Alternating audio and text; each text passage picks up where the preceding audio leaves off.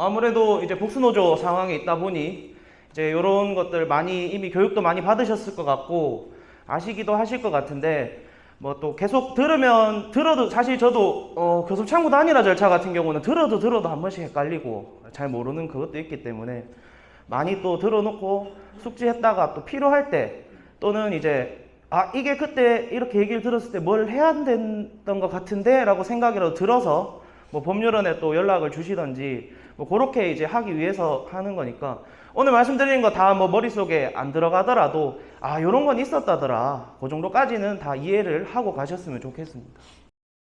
교섭 창구 단일화 절차는 원래 이제 처음에 우리가 이제 복수노조가 법적으로는 이제 인정이 되고 있지 않다가 이제 복수노조가 제도화돼서 합법적으로 이제 복수노조를 할 수 있는 그런 상황이 생겨서 이제 입법이 됐고 복수노조 물론 지금 대개 보면 일단은 뭐 우리 금속노조가 있고 또 이제 회사 쪽에 말 잘 듣는 뭐 한국노총이나 또는 회사에서 만든 뭐 어용노조 비슷한 그런 기업별 노동조합들 뭐 그렇게 2개 정도 있는 경우도 있지만 뭐 어떤 데는 보면 뭐 노동조합이 한두 개가 아니고 뭐 한 수여 개까지 되는 그런 경우도 있습니다. 그러면 사실상 이제 교섭할 때 사용자가 한 노조 다 만나서 교섭하기가 힘들지 않겠냐. 뭐 그렇게 이제 이야기가 나왔었고 그러면 이제 사업장 내에서 여러 개의 노동조합이 있으면 뭐 사용자가 원한다면 각각 노동조합이랑 개별적으로 교섭하는 것도 가능하지만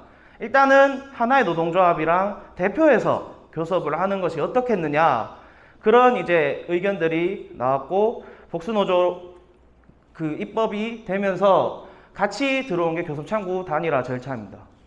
말 그대로 교섭을 하는 창구를 하나로 만든다. 즉 뭐 대표 노동조합을 선임하거나 또는 교섭을 하더라도 뭐 다른 노동조합이 공동으로 하나의 노동조합과 유사한 형태로 단협을 체결하도록 교섭을 하고 단협을 체결하도록 하는 제도입니다. 사실 이제 뭐 이제 근래 뭐 어떤 지회들 같은 경우는 이제 이제 소수 노조에서 다수 노조로 전환된 경우도 있고 또 그러면서 이제 기존의 노동조합이 체결했던 단체 협약 또는 이제 그런 교섭 행태나 이런 것들 때문에 이제 우리가 교섭권을 이제 드디어 가지게 됐을 때 어떤 절차로 시작돼야 되는지 때문에 한 번씩 보면 현장에 혼선도 있고 그렇더라고요.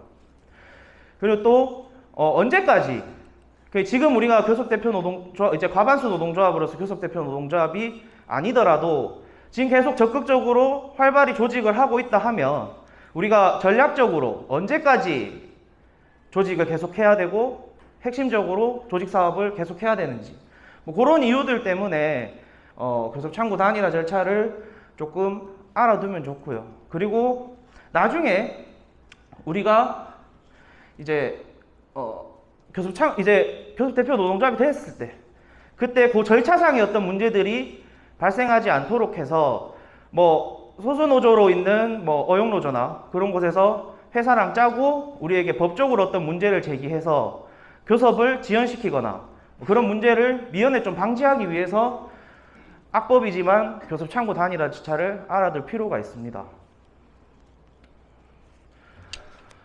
근데 이 교섭 창구 단일화 절차 너무 어렵게 해놨습니다. 이 교섭 창구 단일화 절차를 인터넷에 검색을 한번 해보면 변호사도 그렇고 노무사도 법률가들도 다들 천마디가 그럽니다. 너무 복잡하고 어렵다. 법 조문만 봐도 머리 아픕니다 진짜. 저도 한 번씩 물어보면 헷갈리고 특히 날짜 같은 것들 어렵거든요. 그래가지고 일단은 제가 좀 핵심적인 것들만 해서 얘기를 드릴 거고 물론 이미 더 잘 아시는 분도 있을 텐데 혹시나 제가 또 절차적으로 얘기를 하다가 틀리는 게 있으면 미리 또 얘기해 주시면 좋을 것 같습니다. 네. 자 이제 우리 이제 교섭 창구 단일화 절차는 일단 이제 교섭 요구하는 걸로 시작이 됩니다. 뭐 교섭 요구는 우리 다 잘 알다시피 뭐 참고하시면 되냐면 제가 요 참고 자료 요 두 쪽짜리 있는데 여기에 보면 첫 페이지에 있는 거는 법령 내용 있는 거 그대로 해놨는 거고요. 두 번째 페이지에 보면 교섭 창구 단일화 절차도라는 게 있습니다. 뭐 요거 좀 참고하시고 하시면서 보면 내용이 쉬울 것 같고, 이제 잘 나오네. 이제 교섭 요거는 단체 협약 만료일로부터 3개월 전에 할 수 있고요. 우리 대개 보면 이제 단체 협약이 있고 임금 협약이 있고 이렇게 두 개 있는 경우가 많지 않습니까? 그 중에 이제 가장 먼저 도래하는 거 기준으로 이제 교섭 요구를 할 수 있고, 그 다음에 이제 우리가 교섭 요구를 하게 되면 사용자는 교섭 요구 사실을 공고를 해야 됩니다. 요거는 7일간 하도록 돼 있고, 공고 기간 중에 이제 사용자한테 교섭을 이제 참여하라고 요구를 할 수 있고, 그리고 또 교섭 참여 이제 사용자는 그 7일 동안 공고를 했는 걸로 다시 또 교섭 참여 노동조합 확정 공고를 할 수 있습니다. 그거는 이제 또 5일 동안 해야 되는데, 요런 이제 날짜들, 특히 이제 교섭 참여 노동조합 뭐 확정 공고나 이런 거 할 때 이제 인원수 관련해서 이제 이의 제기를 하는 방식으로 뭐 교섭을 지연시키거나 뭐 그런 식 전략을 또 많이 쓰기도 하거든요. 사측 같은 경우는 일부러 틀리게 공고를 해가지고 이제 상대방 노동조합이 우리가 틀리게 공고했다, 그런 식으로 이제 이의 제기를 하게 만들어서 이걸 또 지연시키는 그런 전략을 많이 쓰고요. 그리고 이제 교섭 참여 노동조합이 이제 확정이 그렇게 되면 5일 동안 하고 나면 5일 동안 한 걸 이제 기준으로 교섭 참여 노동조합 확정을 시킵니다. 하고 나면 이제 본격적으로 교섭 대표 노동조합을 정하는 교섭 창구 단일화 절차가 시작됩니다. 그 안에 보면 제가 그 절차도 뒤에 보면 또 날짜하고 이렇게 있는 거 있거든요. 뒷페이지에 보시면 요게 이제 고용노동부에서 만든 자료인데 요 한 장으로 사실 날짜를 다 파악하실 수 있어요. 여기 보면 공휴일이 있을 때 어떻게 산정이 되고, 또 주말이 끼어 있을 때는 어떻게 산정을 해야 되고, 초일이 산입되는지 불산입되는지 그런 것들에 대해서 여기 다 적혀져 있거든요. 저희도 상담 오면 사실 요거 보면서 절차적으로 따라가면서 말씀드리는데, 여기 요거 일단은 참고하시면서 현장에서 이제 교섭 창구 단일화 절차 들어갈 때 어떻게 기간을 산정해야 되고 생각할 수 있는지 참고하시면 좋을 것 같습니다. 여튼 이제 원래 교섭 창구 단일화 절차를 들어가게 되면 무조건 처음부터 이제 과반수 노동조합이 교섭 대표 노동조합이 될 수 있다는 건 아니고요.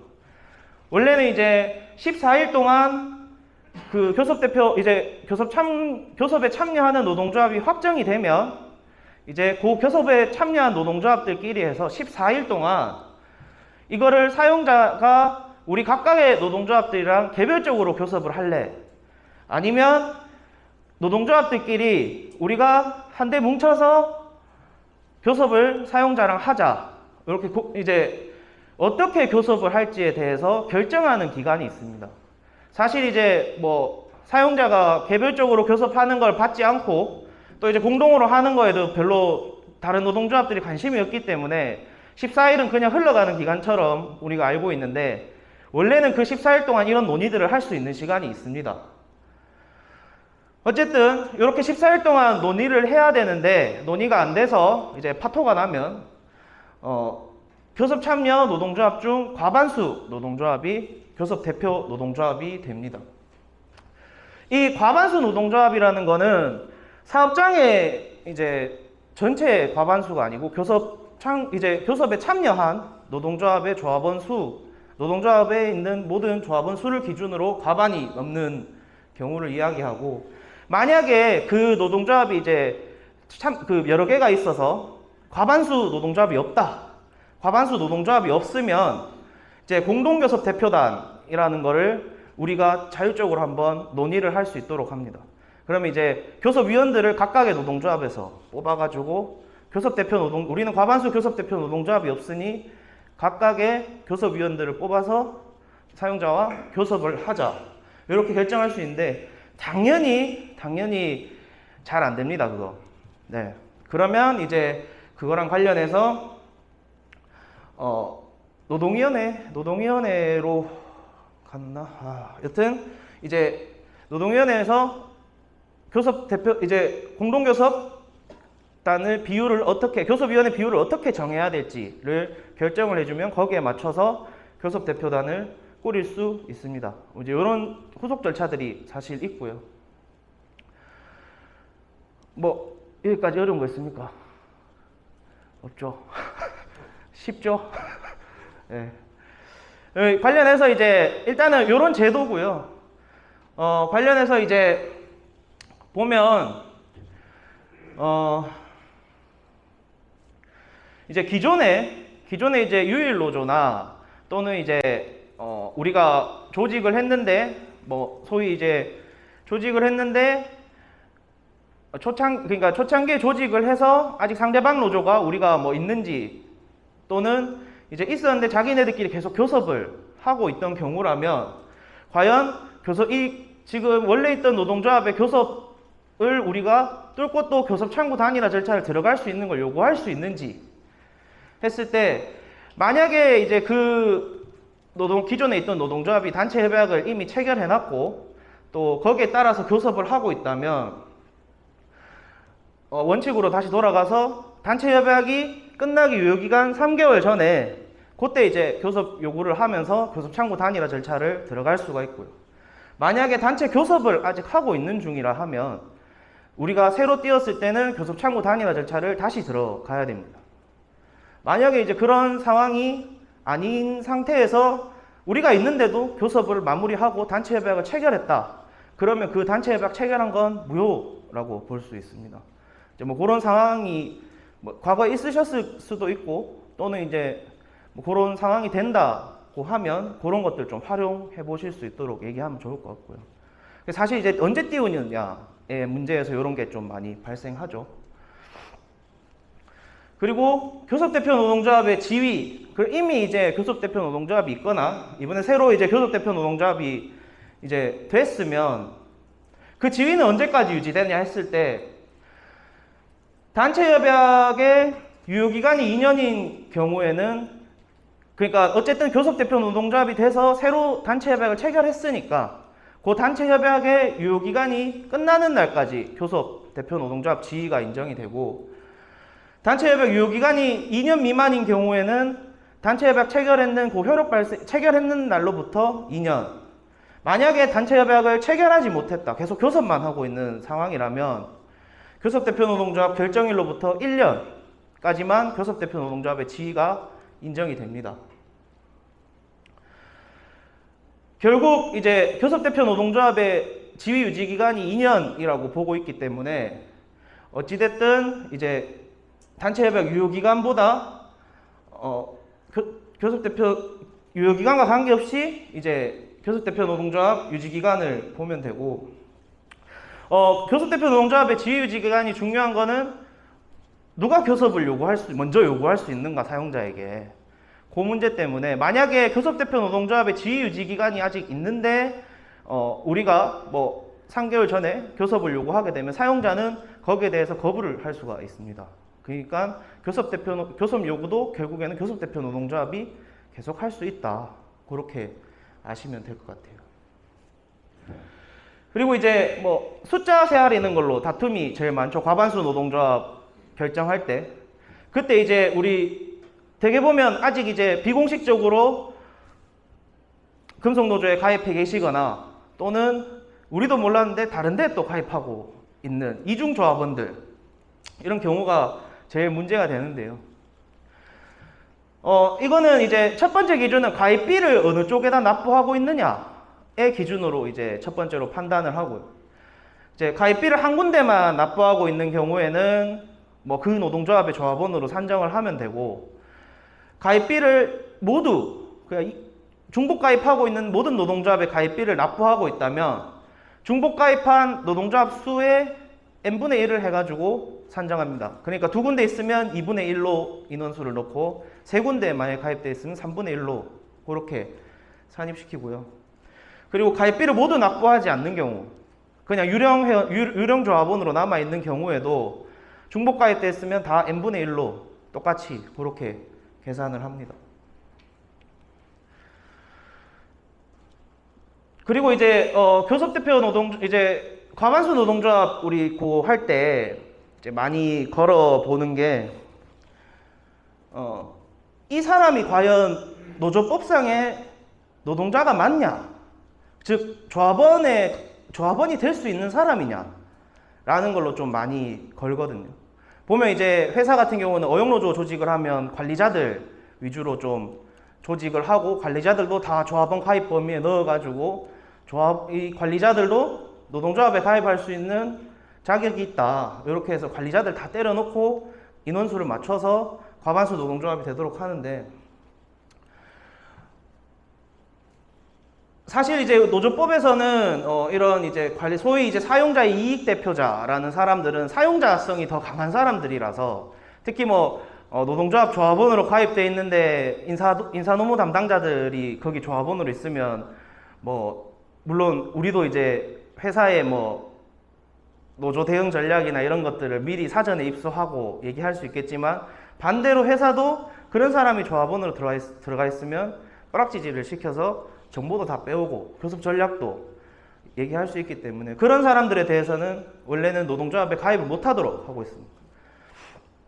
보면 이제 애매한 경우들이 되게 많지 않습니까? 인사팀에 있거나 총무실이나 사무직으로 있는 사람들 보면 이 사람이 과연 관리자라 볼 수 있을지, 또는 우리 이제 라인에서도 이제 중간 관리하는 사람들도 이 사람들이 또 관리자인지 노조법상의 노동자로 볼 수 있는지 그런 게 있는데, 사실 명확하게 어떻게 이게 직제상 또는 명칭에 따라서 이 사람은 관리자다 아니다 라고 법원도 판단하는 건 아니고요. 이 사람이 실질적으로 어떤 일을 하고 있는지, 또 인사노무 관리에서 권한이 얼만큼 있는지, 또는 인사평가를 할 때 이 사람이 어느 정도 자기 의견을 반영시킬 수 있는지, 이런 것들을 이제 따져가지고 종합적으로 고려를 했을 때 이 사람이 좀 더 인사관리자, 사용자 측에 가깝다라고 하면 이 사람은 조합원이 될 수 없는 그런 사람으로 보고, 만약에 그게 아니라면 노동조합에 가입할 수 있는 사람으로 보고 조합원 수로 산정을 할 수가 있습니다. 이제 그런 식으로 처음에, 또는 이제 지금 현장 상황에서 우리가 지금 기존에 있는 교섭대표 노동조합 우리가 진짜 인원수가 한 끗 차 몇 명 차이로 과반수 노조 지위를 뺏긴 상황이라면 저런 전략도 한번 고려해 볼 수, 저 사람이 과연 조합원이 될 수 있는 사람인지 그런 것도 한번 생각은 해볼 수 있습니다. 그리고 이제 우리 또 교섭 단위 분리라는 절차가 있습니다. 교섭 단위 분리는 사실 이제 교섭 창구 단일화 절차에 되게 굉장히 예외적인 형태로 우리가 신청을 해서 요구를 할 수 있고, 우리 쪽에서만 할 수 있는 우리 쪽에서만, 그러니까 노동조합만이 할 수 있는 것이 아니고 사용자 측에서도 교섭 단위 분리를 할 수가 있습니다. 교섭 단위 분리를 허용하고 있는 이유는 이제 현저한 노동 조건의 차이나, 또는 이제 고용 형태, 그러니까 정규직이나 비정규직, 또는 이제 파견 그런 사람들이 섞여 있는 사업장이 아니냐, 이제 그런 차이점들 때문에, 또는 이제 기존에 원래 이제 공장 단위로 교섭을 했다든지, 또는 지역 단위로 교섭을 했다든지, 또는 이제 노동조합들이 여러 개 있어서 복수노조라서 개별 노동조합들과 별도로 교섭을 했다든지, 그런 이제 과거부터 그렇게 해왔던 관행이 있는 경우에는 사실상 이제 교섭 창구 단일화 절차를 거치지 않는 것이 더 맞다. 이렇게 보고 교섭 단위를 분리해서 별도의 교섭 단위로 새로이 교섭 창구 단일화 절차를 거치는 형식으로 이제 교섭을 허용하는 제도입니다. 보면 이제 우리 기본적으로 교섭 창구 단일화 절차를 들어가는 하나의 이제 교섭 단위는 법인을 기준으로 하거든요. 하나의 회사 기준으로.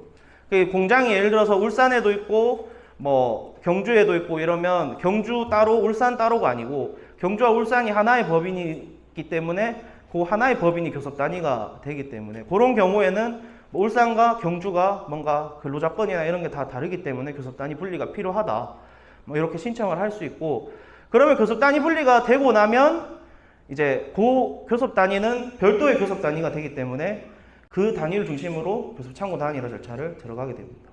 요 같은 경우는 처음에 이제 만약에 할 그게 있으면 교섭 요구, 우리 아까 교섭 창구 단일화 절차가 들어 교섭 요구를 시작으로 해서 이제 과반수 노동조합이 결정되기 전까지는 교섭 창구 단일화, 그러니까 교섭 단위 분리는 신청을 할 수가 없고요. 그 전에 단체 협약이 있든지 유효기간이 남아 있든지 말든지 간에 그 사이 기간을 빼고는 언제든지 할 수 있기 때문에 그때 하고, 대신에 교섭 단위 분리가 되더라도 사업장에 단체 협약이 이미 체결돼 있다면 교섭 요구는 단위 분리 후에 우리가 원래 할 수 있는 단협 만료 3개월 전부터 할 수 있습니다. 그리고 교섭 요구 하기 전에 이걸 하게 되면 교섭 창구 단일화 절차 자체가 아예 들어갈 수 없는 그런 이제 상황이 되거든요. 그러니까 그런 것들도 한번 생각해 보시면 좋을 것 같아요. 근데 이제 일반적으로 뭐 우리가 생산 품목이 다르다든지 또는 정규직 비정규직으로 나눠져 있다든지 뭐 그런 조건들로만으로는 하기는 사실 조금 어렵고요.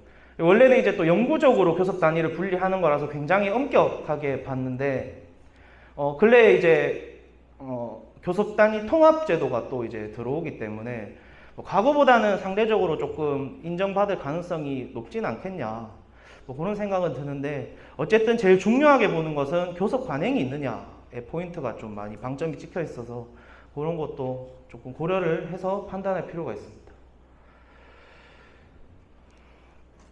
그리고 이제 결정적으로 이제 우리 요 교섭 창구 단일화 절차에서 이제 과반수 노동조합을 산정하는 그 조합원 수 산정 기준은 교섭 요구 사실 공고의 마지막 날, 그러니까 그 다음 날 00시 기준으로 합니다.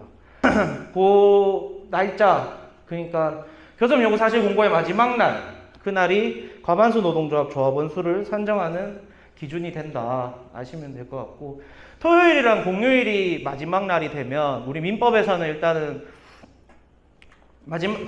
토요일이랑 공휴일은 산정하지 않는다, 그건 기간으로 산입하지 않는다 하고 있기 때문에 뭐 토요일 같은 경우 일요일 날도 보면 이제 아니니까 휴일이니까 월요일 날이 마지막 날이 되거나 또는 공휴일 다음 날, 이 평일이면 평일 날 기준으로 됩니다. 네, 여기까지가 일단은 교섭 창구 단일화 절차고, 혹시 관련해서 궁금하신 거 있으실까요? 네. 사실 이제 제일 좋은 거는 이제 제가 아는 경험상으로는 뭐 이제 상대방 노동조합의 이제 조합원 중에 일부가 뭐 그런 명단을 입수를 하거나, 간부나 이런 조합, 우리 노조 간부가 뭐 인사팀에 누구더라, 또는 뭐 라인 장이다더라, 뭐 이런 식으로 이제 뭐 확보하는 경우도 있고, 제가 알기로 포스코 같은 경우는 이제 대대적으로 관리자들이 자기 그 한국노총으로 가입하라고 홍보도 하고 그러면서 그 사람들이 자기도 한국노총 조합원이다, 그러니까 너도 가입해라, 그런 식으로 대대적으로 그러는 경우도 있고요. 이제 뭐 그렇게 이제 보이는 경우에는 이제 우리가 뭐 사전에 정보를 입수해서 얘기를 할 수 있는데, 사실 이제 그게 뭐 공개하라고 뭐 이렇게 규정이 돼 있지도 않고, 뭐 그런 거는 한번 시도해 볼 수 있을 것 같습니다. 의심되는 사람들. 그러니까 어쨌든 이제 저 과반수 노동조합을 인원수 산정을 할 때 인원수가 나오는데 우리 전체 회사 인원 중에서 우리 빼고 나면 이제 얼만큼 숫자가 나오잖아요. 근데 그 조합원 수가 여기랑 이제 조합원 수랑 비교했을 때 뭐 대다수의 직원들이 노동조합에, 상대방 노동조합에 가입이 돼 있다 하면 한번 합리적으로 의심을 해서 뭐 노동청이나 이런 데서 한번 제기를 해볼 수는 있을 것 같거든요. 그러니까 우리도 이제 비공개 조합원들, 뭐 이제 체크오프 안 하고 CMS나 이런 걸 별도로 이제 조합비 납부하고 있는 비공개 조합원들 같은 경우도 이제 까질 수가 정보가 노출이 돼서 사용자로부터 또 이제 불이익을 받을 수 있기 때문에, 뭐 여튼 그런 염려들 때문에 진호위에서는 보면 이제 그런 명단을 일단 다 공개를 하지는 않는 것 같더라고요. 그 명단을 다 공개는 할 수 없지만 이제 일부 인원들에 대해서 뭐 우리가 입수한 정보에 따르면 이 사람이 조합원으로 가입이 돼 있다 하던데, 이 사람들은 노조법상 이제 노동조가 맞느냐, 사용자의 이익 대표자 아니냐, 뭐 그렇게 볼 수 있는 사람이 아니냐라고 이제 추가로 서면을 제출하면서 뭐 이 사람들은 조합원 수 산정에서 까야 된다, 그렇게 뭐 조치를 취하기는 하거든요. 제가 말씀드린 거는 명단을 우리가 이제 어떻게든 비공식적으로든 입수를 했는 경우에는 뭐 이제 이 사람 문제 있는 거 아니냐 이렇게 얘기를 할 수 있다는 거고, 사실 이제 그 명단 자체를 우리가 뭐 불법적인 방법으로 입수를 했다면 노동위원회에다 제시를 할 수는 없기 때문에 그런 경우들이 많죠. 이제 아까 얘기했듯이 조합원 중복 가입되어 있고 이러면 n분의 1로 계산을 한다 했잖아요. 뭐 이제 보면 해놓고 이제 회사들은 또 물밑 작업 다 들어가면서 중복 가입 시켜 놓는 경우들도 있고, 진짜 그 한 끗 차이를 이겨내려고 그런 경우들도 있고. 오늘 저도 이제 그런 생각을 많이, 이제 사건을 하면서 되게 증거도 제한적이고 이런 상황에서 보면 회사 쪽에서는 이미 뭐 작업 다 해놓고 나오면 법적으로는 진짜 우리가 이길 가능성이 엄청 떨어지고 그런 경우들이 많으니까 저도 되게 절망적인 상황이 뭐 느낀 것도 많거든요. 상무 단일화 절차에서 우리가 교섭대표 노동조합의 지위를 못 가져가더라도, 또는 이제 교섭을 할 수 없는 상황이 되더라도 이제 공정대표 의무라는 것이 있기 때문에 그걸로 또 뭐 추가적으로 문제 제기를 하고 단체 협약에 우리의 어떤 요구안 중 일부라도 이제 넣을 수 있도록 한번 얘기를 해볼 수 있는데, 이것도 아마 사업장에서 뭐 이제 많이 하신 경우들이 있을 것 같아요. 공정대표 의무 문제 있다. 여튼 이제 거기에 대해서 얘기를 좀 해보면, 이제 교섭대표 노동조합이랑 사용자는 교섭창구 단일화 절차로 과반수 노동조합이 교섭대표 노동조합이 됐다 하더라도 뭐 사용자가 임의로 그냥 교섭대표 노동조합만 교섭권이 있으니까 교섭대표 노동조합과 무조건 교섭하겠다. 또 교섭대표 노동조합도 우리가 교섭권이 있으니까 소수노조 너네들이 뭘 요구하든 모르겠다. 그냥 우리가 하고 싶은 대로 할란다.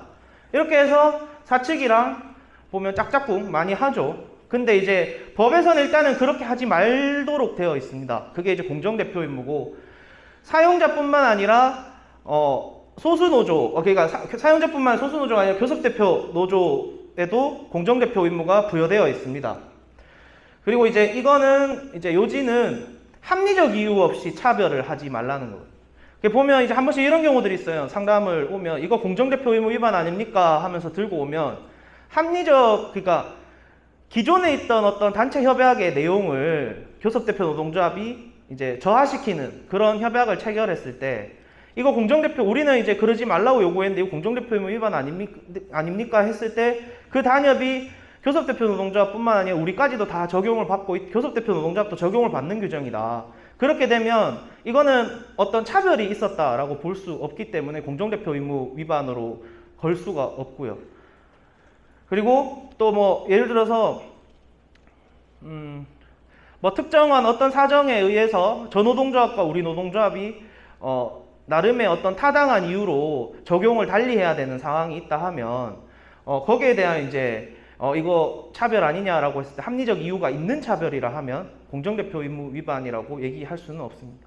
근데 일단은 뭔가 이게 적용받는 게 다르고 우리만 뭔가 불이익을 받고 있다 이렇게 생각이 들면 어쨌든 공정대표 의무 위반으로 한번 얘기를 해볼 수 있지 않겠느냐, 이런 생각은 기본적으로 하시면서 접근을 하시면 좋을 것 같아요. 무조건 이게 이거 합리적인 이유가 있는 차별인가? 이렇게 생각하실 필요는 없다는 거죠. 그래서 이상한 게 있으면 뭐 검토를 받고 싶은 법률원에 연락하셔서 검토를 받고 이게 합리적 이유가 있는 건지 아닌 건지는 저희들이 또 고민하고 같이 판단하면 되는 부분이기 때문에 무조건 이게 합리적 이유가 있다, 그런 타당한 차별이다 이렇게 생각하실 필요는 전혀 없다는 겁니다. 어쨌든 교섭대표 노동조합은 소수노조를 무시하고 마음대로 할 수는 없고요. 그리고 이제 공정대표 의무와 관련해서 뭐 노동위원회나 이렇게 제기를 하기 위해서는 그 행위가 있은 날부터 3개월 이내에 해야 됩니다. 뭐 단협으로 공정대표 의무 위반의 내용이 있다 하면 단협 체결하고 나서 이제 3개월 이내에 노동위원회에 제기를 할 수 있고요. 어쨌든 이제 우리가 교섭 요구, 그러니까 공정대표 의무는 사실 절차적으로, 그리고 단체 협약의 내용, 또 이제 단체 협약 이행하는 그 상황에서 모두 다 공정대표 의무를 지켜야 되기 때문에 우리가 교섭권을 갖고 있지 않더라도 하나하나씩 다 참견하고 시비를 걸면서 또 거기에 대해서 사용자와 뭐 나름의 교섭권이 없지만 압박을 할 수 있는 그런 카드를 고민해 볼 수가 있습니다.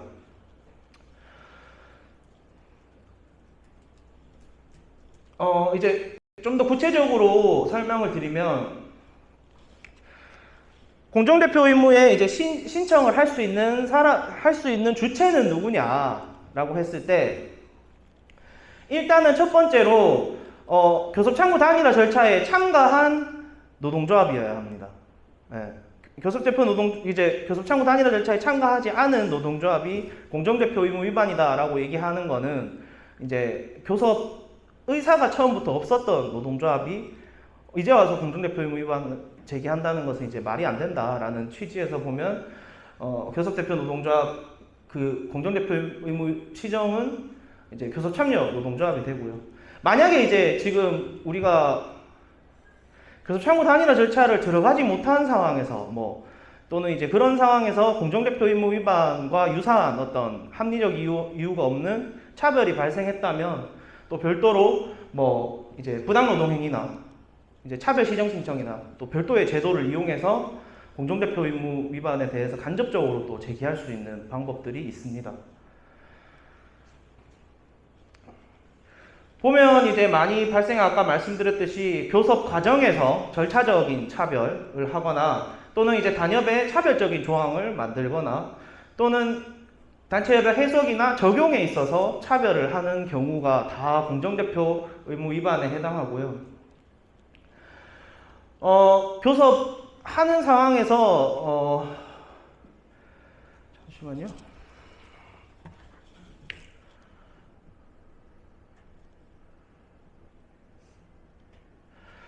보면 이제 교섭 과정에서는 어떻게 공정대표 의무를 이행해야 하느냐라고 했을 때, 단순히 이제 교섭대표 노동조합이 이제 우리의 그냥 단순한 요구안 갖고 와봐, 요구안만 한번 보자, 이렇게 보고 그래 잘 읽었다, 교섭은 알아서 할게, 이렇게 한 걸로 이제 교섭대표 노동조합의 교섭의 어떤 우리 요구안을 반영해야 될 책임이 끝나는 건 아니고, 1차 교섭을 하든 2차 교섭, 몇 차씩 교섭 때마다 교섭 창구 단일화 절차에 들어간 교섭 요구 노동조합들에게, 이번 교섭에서는 이런 내용들이 오고 갔다, 너네가 요구했던 이런 안들에 대해서 우리는 이런 식으로 요구를 했고, 그게 세사 쪽에서는 어떻게 얘기를 하더라, 그래서 이 안을 우리가 반영할 수 있다 없다, 이런 거를 판단을 해야 될 것 같다, 그런 식으로 디테일하게 계속해서 얘기를 하고 같이 논의를 할 그런 책임이 있습니다. 그거를 하지 않는 경우에는 이제 공정대표 의무 위반으로 또 시정명령을 시정 지시를 받도록 이제 노동위원회 신청을 또 할 수 있고요. 그리고 그런 경우도 있을 것 같습니다. 공정대표 의무 이행을 얘기를 하면서 이제 교섭 요구 노동조합들이 다 같이 이 가부 투표, 이제 찬반 투표, 단협 체결안에 대해서 찬반 투표를 같이 하는 그런 식으로 이행을 요구를 해볼 수도 있을 것 같고요. 여튼 그런 식으로 절차상에서 공정대표 의무의 이행을 요구를 할 수 있다는 점 아시면 되고,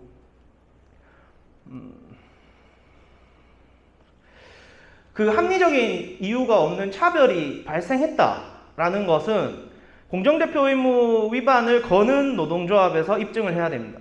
이거는 어떤 이유에서 합리적인 이유의 차별이, 이제 합리적인 이유가 없는 차별이다라는 거를 입증을 해야 되고, 그리고 이제 사측은, 그리고 또 교섭대표 노동조합은 그러면 이거는 합리적 이유가 있는 차별이다, 또는 공정대표 의무 위반이 아니다 라는 거에 대해서 준비하고 이제 주장 입증 책임을 진다는 거. 그러니까 우리는 그래도 이제 디테일하게 왜 이게 합리적 이유가 없는 차별인지에 대해서 자료들을 많이 모아야 돼요.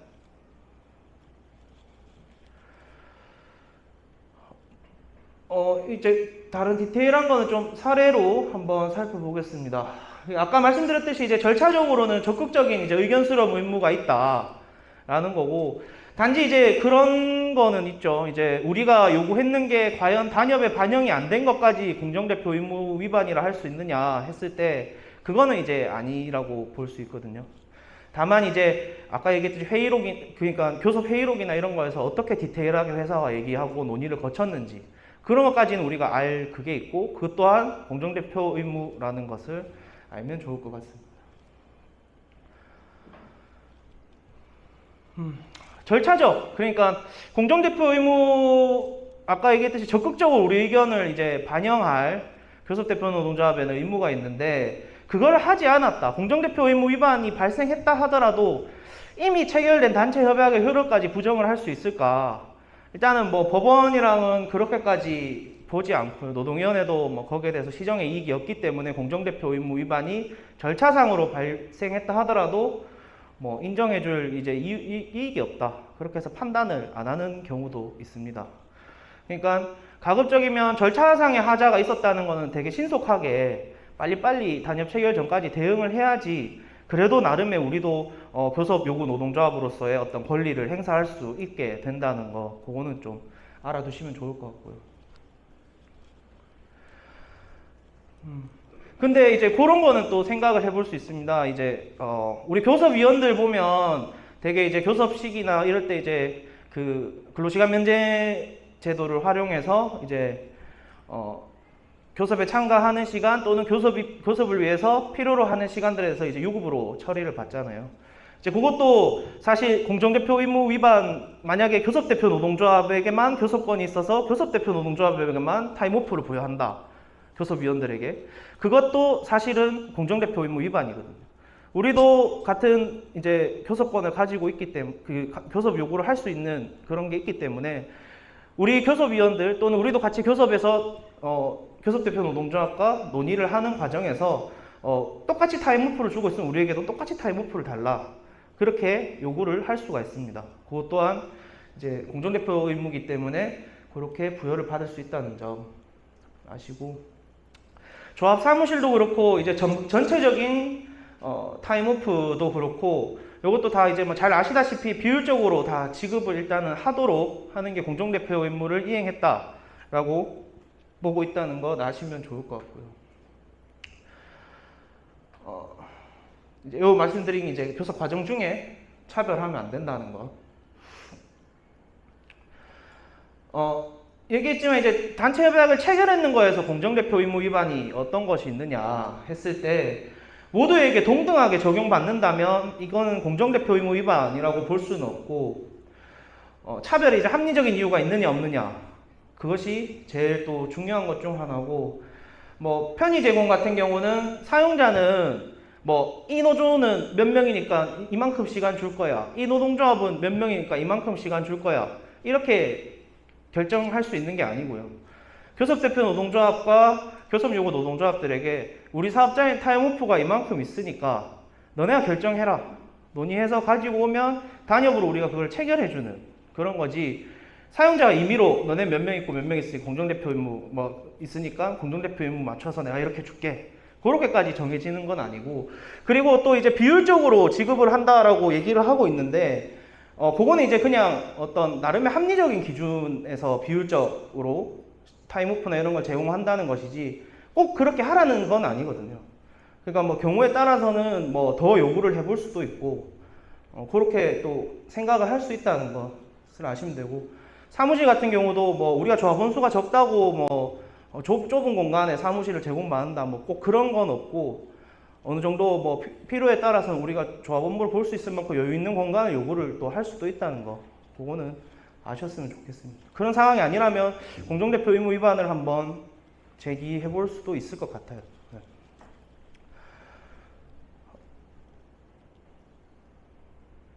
그리고 뭐 이제 단협상 차별이 있었던 사례들을 제가 몇 개 가져와 봤는데, 요거는 이제 특정 노동조합에게만 상여금을 줬던 사례입니다. 이게 아마 어디였더라? 농협이었나 모르겠네요. 제가 기억이 잘 안 나는데, 처음에 이제 민주노총이 들어와서 있으니까 뭐 거기서 얘기를 하다가 이제 어용노조를 조직해서 과반수 노조를 먹고 단협을 체결했는데, 그 단협의 내용을 보니까 민주노총에 있는 조합원들은 전혀 이제 상여금을 받을 수 없는 그런 구조로 단협을 새로이 체결했고, 그 전까지는 이제 모두가 똑같은 비율로 이제 상여금을 받아왔었는데, 그 단협이 체결되면서 갑자기 상여금 받는 조건이 바뀌고 하면서 감액되거나 상여금을 못 받는 특정 노조에 그런 사례가 생겼습니다. 그래서 공정대표 의무 위반 아니냐라고 들어갔고, 그게 인정이 돼서 이제 그런 식으로 차별을 하면 안 되고, 이 사건 같은 경우는 그 차별적인 단협을 체결했는 것은 부당노동행위까지 해당이 된다. 이렇게 판정을 받은 적이 있습니다. 여튼 우리가 뭐 형식적으로는 당연히 뭐 인사평가 또는 뭐 개인 실적 이런 거에 따라서 상여금을 차별적으로 지급했다라고 얘기를 할 수도 있겠지만 우리 전체로 봤을 때 나름의 통계적으로도 그렇고 집단적으로 우리가 상여금이나 이런 걸 받는 게 어용노조보다 또는 이제 교섭대표 노동조합보다 차별을 받고 있다라고 생각이 들면 그런 것도 공정대표 의무를 위반을 제기해 볼 수 있다는 거고요. 조합원 가입 범위도 보면 단협으로 보면 우리 왜 보면 뭐 조합원 가입 범위는 어디서부터 어디까지다 이렇게 정하는 경우가 있는데 사실 이제 조합원 가입 범위라는 거는 단협으로 체결된 조합원 가입 범위는 그 사람만 노동조합에 가입할 수 있고 조합원이 될 수 있다라는 건 아니고 거기 규정되어 있는 것은 이 단협을 적용받는 대상자가 누구까지인가를 규정하는 거거든요. 그 이제 그거를 제안해서 이게 신용보증기금, 신용보증기금에 뭐 전문 기술직들이 있는 전문 기술직들로 구성된 노동조합이 있고 또 이제 일반 직원들로 구성된 조합원들이 있었는데 전문 기술직들에 대해서만 이제 조합원 가입 자격이 있다. 뭐 노동조합의 조합원 자격이 있다. 이렇게 규정을 해서 그 단체 협약, 교섭대표 노동조합이 체결한 단체 협약에 일반직 직원들은 적용을 받지 못하도록 그렇게 정한 경우가 있었는데 그 또한 공정대표 의무 위반으로 이제 그 규정을 바꾸라 이렇게 시정그게 됐고요. 그리고 이제 특히 노동조합 간에 뭔가 차별을 둔다라는 거는 아까 말씀드린 합리적 이유가 있는지 없는지는 이제 정말 차별이 어느 정도 뭐 노골적으로 보일 정도의 어떤 차별이 발생했을 때 그 합리적 이유가 있냐 없냐는 굉장히 엄격하게 보도록 되어 있습니다. 엄격하게 본다는 거는 이게 합리적인 이유가 없는 차별일 수도 있다라는 거에 조금 더 방점을 두고 판단을 한다는 거거든요. 회사도 어설프게 이게 합리적 이유가 있는 차별이다라고 했을 때는 공정대표 의무 위반에 걸릴 여지가 크기 때문에 그래서 단순하게 합리적 이유가 있는 차별이다라고 판단을 하지 말라고 말씀을 드린 겁니다. 그리고 이제 그 근로시간 면제제도 그러니까 타임오프 배분에 있어서도 교섭대표 노동조합에게만 네가 교섭대표 노동조합 교섭권이 있으니까 소수 노조들에 대해서 타임오프를 배분하는 것도 네가 알아서 해. 너 혼자 알아서 다 해서 우리한테 제시를 해. 이렇게 하는 것도 사실 공정대표 의무 위반이고 교섭요구 노동조합들이 우리는 어떤 이유에서 몇 시간씩 필요하다라고 자유롭게 의견을 제시하고 그거를 같이 취합해서 단협으로 얘기를 해야 한다는 거. 그리고 아까 말씀드렸듯이 단순 비례 배분이 아니기 때문에 더 요구도 해볼 수 있다는 거. 그리고 이제 단협 규정에 보면 우리 뭐 업무 시간 중에 조합 활동하는 거 뭐 조합원 교육이든지 또는 뭐 홍보 우리 뭐 조직 강화 사업이라든지 이런 거를 하는 뭐 그런 용도로 활용해 업무 시간 중에 조합 활동을 하도록 하는 규정들이 있는데 이 또한 사실 뭐 교섭대표 노동조합에게만 업무 시간 중에 조합 활동을 인정한다 뭐 이렇게 할 수는 없고요. 그거를 이제 단협으로 맺어놨으면 우리 또한 그런 걸 요구하고 사용자는 거기에 대해서 공정대표 의무를 이행할 책임이 있다는 거. 특히 보면 그런 것들 많아요. 이제 회사 처음에 입사했을 때 신입 직원들한테 노동조합 교육 같은 거, 조합원 교육 비슷하게 신입사원들에게 이제 하는데 교섭대표 노동조합만 와서 우리 노동조합 회사랑 친하고 오면 이익이 많다 이렇게 얘기할 수 있는 게 아니고 우리 또한 이제 소수노조이지만 그런 시간을 배정받아서 같이 똑같은 시간 또는 이제 나름의 타당한 시간을 요구해서 신입사원 교육 같은 거에 같이 쓸 수 있다는 거 그런 것도 참고하시면 좋을 것 같고요. 게시판 사용이랑 이런 것도 뭐 교섭대표 노동조합이 교섭권이 있으니까 뭐 이렇게 혼자 쓸 수 있도록 하는 것도 아니고 뭐 조합원 수가 적다는 이유로 사무실을 제공하지 않는다는 거 그 또한 이제 공정대표 의무 위반이고 노조 창립일 보면 우리 약정 휴일로 정하는 경우들이 있잖아요. 단체 협약이나 이런데 그러면 단체 협약의 약정휴일로 노조 창립일이라고 그냥 단순하게 적혀져 있으면 그게 꼭 교섭대표 노동조합의 노조 창립일 씌워야 하느냐? 그건 아니거든요. 그러면 우리는 우리 노조가 있으니까 우리 금속노조에 맞게끔 노조 창립일이 약정휴일이다라고 요구를 할 수 있습니다. 그것도 안 해주면 공정대표 의무 위반이라는 거. 그리고 뭐 단협에 있는 내용 중에 뭐 경영이나 이런 또는 이제 정리해고 특히 그런 거 할 때 뭐 인사위원회나 그러니까 징계를 위한 인사위원회나 이런 거 들어갈 때 뭐 위원 구성이나 이런 거 할 때도 그런 것들 자체도 모두 다 공정대표 의무 위반 소지가 있기 때문에 뭐 교섭대표 노동조합이 뭐 인사위원회에서 징계 인사위원회에서 노동자위원으로 뭐 두세 명을 가져갈 수 있다 하면 우리도 거기에 조합원수 비율에 맞게끔 같이 위원으로 들어갈 수 있는 걸 요구할 수 있다는 점. 그리고 뭐 고용안정조항의 이행, 그러니까 뭐 정리해고를 하기 위해서 협의를 뭐 노동조합과 협의한다든지 또는 합의 절차를 거쳐야 된다고 했을 때 그런 논의에도 우리가 함께 참석할 수 있도록 공정대표 의무 위반 뭐 안 해주면 공정대표 의무 위반으로 또 얘기를 해볼 수는 있습니다. 좀 더 디테일하게 얘기를 하면 쟁의행위하는 거, 또 뭐 조정 절차를 거치는 거 이런 거에 대해서도 교섭대표 노동조합이 이제 쟁의행위를 하는 그런 상황이 잘은 없지만 만약에 그런 상황까지 간다 하면 조정 절차를 거치거나 그런 거 할 때 우리도 우리 요구안들이 있고 우리 요구사항이 있기 때문에 같이 참석해서 그거를 조정을 받고 또는 쟁의행위에 들어가는 것까지 요구를 할 수가 있고요. 이제 결국에는 이제 계속 말씀드리는 거지만 뭔가 우리가 좀 더 차별받고 있는 것 같다라고 생각하면 법률원에 뭐 문의를 주셔도 괜찮고 한번 일단 들이미는 것도 나쁘지 않다고 봅니다, 저는.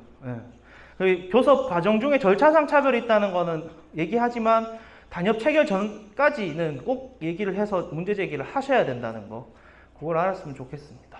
예. 뭐 일단은 관련해서 오전에 제가 준비했는 내용은 이 정도고요. 뭐 또 공정대표 의무 위반과 관련해서 궁금하신 거 있거나 또는 우리 사업장에 어떤 사례가 있었다, 그래서 뭐 인정받았다거나 했는데 잘 안 됐다, 한번 좀 얘기해 주시면 좋을 것 같은데요. 일단 질문이나 그런 거 좀 있으실까요? 이 정해져 있습니다. 그걸 말씀 안 드리고. 교섭 단위 분리는 이제 일단은 굉장히 신속하게 이루어져야 된다고 보고 있어서 신청하면 1개월 이내에 일단은 노동위원회가 개최되도록 되어 있습니다. 그래서 저희들도 뭐 교섭 단위 분리 일단은 뭐 신청서부터 되게 보면 먼저 급박한 상황이면 그러니까 교섭 요구일이 이제 거의 도래하는 상황에서 우리가 교섭 단위 분리를 해야 될 필요성이 있다 하면 일단 던져놓고 시작을 하는 거예요. 교섭 단위 분리 그러니까 교섭 창구 단일화 절차 전에 그러면 이제 교섭 요구일이 밀리는 거죠, 뒤로. 교섭 단위 분리 결정이 나기 전까지. 네. 그거는 법적으로 안 되게 불가능한 기간. 왜냐하면 교섭 단위 이제 교섭 창구 단일화 절차에 들어와 버리면 과반수 노동조합이 일단은 결정이 되는 상황이 되고 그러면 이제 교섭 대표 노동조합의 교섭권이 생기기 때문에 그거를 이제 침해한다라는 소지가 있어서 그 기간은 이제 신청을 할 수 없는 기간으로 두고 있거든요. 교섭 창구 단일화 절차를 거치는 그 기간에만 교섭 단위를 분리 신청을 못 한다는 거지, 하고 나서도 할 수는 뭐 교섭 대표 노동자가 결정되고 나서도 할 수 있고 단협 체결해도 할 수 있어요. 예, 그건 언제든지 할 수 있는 거고, 이제 말씀하신 것처럼 사무직이랑 이제 사무관리직들, 소위 연봉제 직군이랑 이제 생산직, 현장직 직군이랑 이제 교섭 단위 분리를 해달라, 이제 그런 식으로 접근도 많이 하는데 그게 사실 굉장히 잘 안 받아들여지는 경우가 많아요. 우리가 생각하기에는 이 사업장 내에 우리 이제 하는 일도 다르고 뭐 돈 받는 것도 다 다르고 복리후생도 다 다른데 어떻게 이게 같은 교섭 단위로 보고 이제 그러니까 우리의 이익을 이 사용자, 그러니까 사무직 노동조합이 대변할 수 있느냐, 대표해서 교섭을 해줄 수 있느냐, 이렇게 얘기를 할 수 있는데 그 부분이 일단은 상당히 조금 보수적으로 판단이 많이 되는 것 같더라고. 이게 사실 그냥 교섭 단위 분리를 할 때 교섭 단위 분리의 필요성이 있다라는 거를 주장을 하는 건데 우리는 이런 것들 때문에 차이가 있다라고 얘기를 하지만 노동위원회에서는 되게 보면 사무직과 현장직의 차이만으로는 이거를 뭐 현저한 근로조건의 차이가 있다든지 또는 뭐 고용 형태가 다르다든지 이렇게 인정을 잘 하지는 않는 것 같더라고요. 만약에 진짜 완전히 사무직들만 이게 가입돼 있고 우리는 우리끼리만 현장직만 가입돼 있고 요 정도 차이가 있으면 한번 던져볼 만은 할 것 같거든요. 어쨌든 되든 안 되든 던져볼 만 할 것 같은데 되게 보면 사무직도 같이 조직하면서 현장직 직군도 일부 그 노동조합에 가입되어 있어 버려서 이 노동조합에는 현장직 조합원들도 일부 있지 않느냐. 그러면 현장직의 어떤 이익을 대변할 수 있는 뭐 충분한 그런 상황이지 않느냐. 이렇게 보는 경우들이 좀 많아요. 그래서 보면 교섭 단위 분리한다고 우리가 딱 신청 준비할 때 어떤 걸 많이 하냐면 교섭 단위 분리할 것 같으니까 우리가 그러니까 예를 들어서 뭐 현장직과 사무직을 나눠놔서 노동조합이 조직돼 있고 뭐 연봉제가 사람이 더 많아서 연봉제가 지금 교대 노조의 지위를 갖고 있는 상황이라 했을 때 우리가 그럼 이렇게 분리시켜 주세요 신청을 딱 하려고 하면 현장직 일부를 조합원으로 땡겨버리는 거죠. 그러면 현장직의 이익을 대변할 수 있다 이렇게 돼버리면 교섭 단위 분리의 필요성이 어느 정도 깎이거든요. 그런 타이밍과 상황이 좀 중요하긴 합니다, 사실. 근데 일반적으로 일단 현장직과 사무직은 잘 안 분리시켜주는 것 같아요. 그들이 따로 교섭해왔던 관행이 있으면 좀 더 결국 제일 중요한 관행이 있냐 없냐를 좀 많이 보는 것 같거든요. 네, 이제 우리는 걸겠죠. 걸고 이제 우리랑 아무런 논의도 없이 절차적으로 이렇게 했는 아까 결국 이제 절차적인 문제인데 이미 이제 체결을 해서 통보를 하는 거면 뭐 절차적인 문제에서 우리가 이의 제기를 할 이제 시정의 이익이었기 때문에 안 받아줄 거고요. 다만 이제 이거를 그 배분 시간이 예를 들어 너무 그러니까 결국 합리적인 이유 없이 너무 적게 줬다. 뭐 이제 그런 식으로 얘기를 할 수 있는 건데 뭐 나름 이런 타당한 논리를 가지고 와서 또 사측이 되긴 하겠죠. 이제 그건 사실 절차상으로 이미 이의 제기를 한번 했어야 되지 않느냐라는 생각을 조금 듭니다. 공동대표 임무를 걸어야 되는 게 절차적으로 문제가 있다. 그러니까 저끼리 쏙닥쏙닥 하고 있는 것 같다는 생각이 들면 계속 걸어야 되는 게 그걸 계속 걸어야 얘네들도 그러면 걸리니까 얘기를 해주는 거거든요. 그거를 사실 하려고 계속 걸어야 된다는 거거든요. 어쨌든 이제 이게 공정대표 의무 위반이다 아니다라는 평가를 받는 거는 둘째로 하고 우리 사실 뭐 이게 부당노동행위다 아니다라고 하는 거 관계없이 일단은 던져보는 거잖아요. 결국에 통보가 가고 회사는 연락을 받으니까 거기에 대해서 압박을 받는 거고 이제 그 절차를 거치면서 공정대표 의무 위반인지 아닌지 떠나서 계속 뭔가 하는 제스처를 계속 취하게 만들어야 되는 거니까 그런 식으로 절차상으로 얘기를 해야 되는 거죠. 체결하면 사실 절차상 하자는 답이 없습니다. 단협에 뭐 그런 위원회 구성이나 이런 것들이 이제 노동조합에 이제 뭐 조합원들 중에 이렇게 할 수 있다고 돼 있는 가운데서 만약에 자기네들끼리만 그거 다 해먹고 했다 하면 그거는 공동대표 의무 위반 한번 얘기를 해볼 수 있을 것 같습니다. 그러면 그 단협 자체가 문제가 있지 않느냐라고 한번 얘기를 해볼 수도 있을 것 같은데요. 그러니까 왜 교섭대표 노동조합만 그런 이제 사안에 대해서 위원이 될 수 있는지 그건 단협 자체가 이제 공정대표 의무 위반이 아닌지 그렇게 한번 생각을 해볼 수 있을 것 같습니다. 그거는 이제 단협 자체가 문제가 있는 거죠. 절차상의 문제가 아니고 그거는 단협 내용이 이제 공정대표 의무 위반인 거라서 그렇게 거는 거죠. 그러니까 타임오프 배분이랑 아까 얘기하신 거는 이제 결국 그것도 절차상에서 문제가 있다라는 거는 시정에 이익이 없지만 그 타임오프를 배분했는 시간 자체에 대해서는 공정대표 의무 위반을 걸 수 있는 거거든요. 같은 논리로 이 단협도 위원회 구성에 대해서 왜 교대노조의 임원들만 할 수 있도록 되어 있느냐. 이 단협 규정의 취지는 뭐 노사 간에 같이 뭔가 결정하고 하는 거에 참여권을 보장해 준다는 건데 왜 그 참여권을 보장받는 게 교대 노조에게만 있느냐. 그렇게 시정 명령을 받도록 하는 그러면 이제 단협 문구를 바꿀 수가 있으니까 그렇게 들어가는. 그러면 이제 그러니까 법적으로 걸 수도 있고 우리가 이거는 공정대표 의무 위반 소지가 있는 것 같다. 그럼 이거 문구 너네가 일단 바꿔라. 뭐 그렇게 공문 뭐 요구를 해볼 수도 있는 거고 뭐 디테일하게 이제 그렇게 따르지 않으면 결국 법적으로 제재를 하기 위해서 우리가 뭐 노동위원회나 이런 데다 제기를 하는 거니까 이제 그렇게 되는 그러면 아마 이제 문구를 뭐 교섭에 참여한 교섭 요구 노동조합들에 있는 조합원 중 뭐 비율적으로 뭐 위원회 참석하도록 그렇게 뭐 문구를 바꾼다든지 뭐 각각 노동조합 몇 명씩 한다든지 뭐 그런 식으로 문구를 바꾸라고 얘기를 하겠죠. 네. 디테일하게 이게 문구를 이렇게 바꿔야 한다라고까지는 얘기를 하진 않을 것 같은데 노동위원회에서 거기에 대해서 합리적으로 나름 우리 노동조합의 그 의견도 반영할 수 있는 방법으로 단협 문구를 바꿔라 뭐 그런 식으로 나올 것 같아요.